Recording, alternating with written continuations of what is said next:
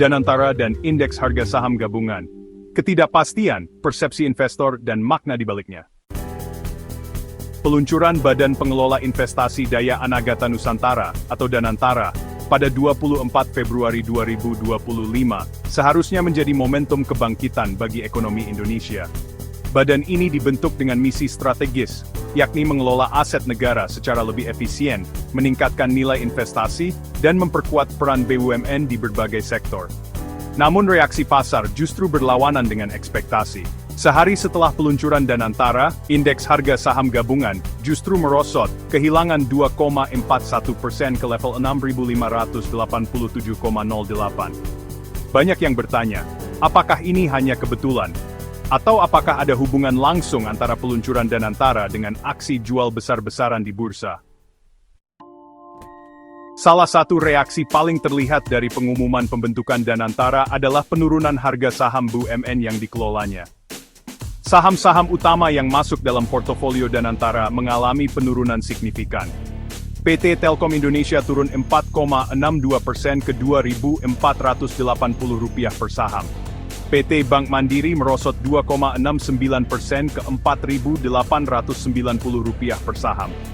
PT Bank Rakyat Indonesia turun 2,30% ke Rp3.830 per saham.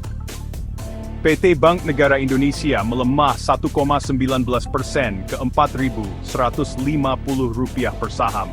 Koreksi ini tidak hanya terjadi di saham individu, tetapi juga menyeret indeks harga saham gabungan secara keseluruhan, yang pada hari perdagangan berikutnya jatuh 2,34% dalam sesi pertama perdagangan. Lalu, bagaimana reaksi investor asing? Lebih mengejutkan lagi, investor asing terlihat melakukan aksi jual bersih atau net sell dalam jumlah yang besar setelah peluncuran Danantara. Data menunjukkan bahwa investor asing mencatatkan net sell sebesar Rp3,47 triliun di seluruh pasar pada 24 Februari 2025. Sejak awal tahun, hingga 27 Februari 2025, total net sell asing sudah mencapai Rp16,78 triliun. Aksi jual ini memberikan sinyal kuat bahwa investor asing belum sepenuhnya percaya pada masa depan Danantara, atau khawatir dengan tata kelola yang akan diterapkan. Pertanyaannya adalah, mengapa pasar merespons negatif?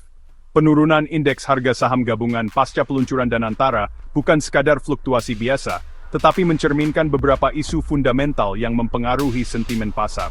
1. Ketidakpastian tata kelola dan efisiensi. Pembentukan Danantara merupakan perubahan besar dalam cara pengelolaan aset negara.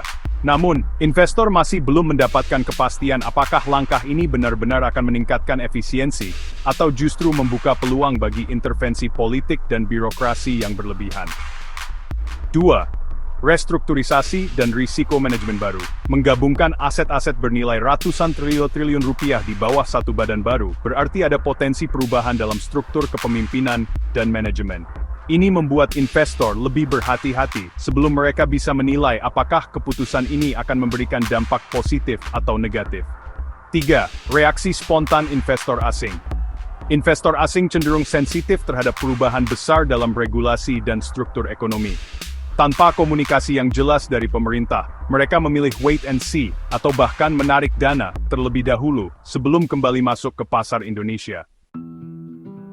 Penurunan indeks harga saham gabungan dan aksi jual investor asing setelah peluncuran Danantara bukan sekadar masalah teknis, tetapi juga mencerminkan ujian pertama bagi kredibilitas kebijakan ekonomi pemerintah.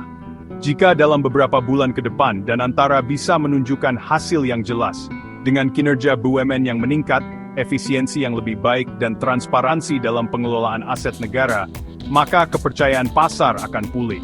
Sebaliknya, jika ketidakpastian berlanjut, dan investor merasa bahwa Danantara tidak lebih dari sekadar rebranding tanpa perbaikan nyata, maka pasar bisa semakin skeptis terhadap kebijakan-kebijakan ekonomi berikutnya. Pemerintah harus belajar bahwa dalam ekonomi modern, setiap kebijakan besar harus diiringi dengan komunikasi yang kuat dan transparan. Pasar tidak hanya bergerak berdasarkan fakta, tetapi juga pada persepsi, ekspektasi, dan kepercayaan investor. Pada akhirnya, Danantara bisa menjadi langkah besar yang membawa transformasi positif bagi ekonomi Indonesia. Atau malah menjadi contoh bagaimana kebijakan yang baik bisa gagal hanya karena kurangnya komunikasi yang efektif? Waktulah yang akan menjawab.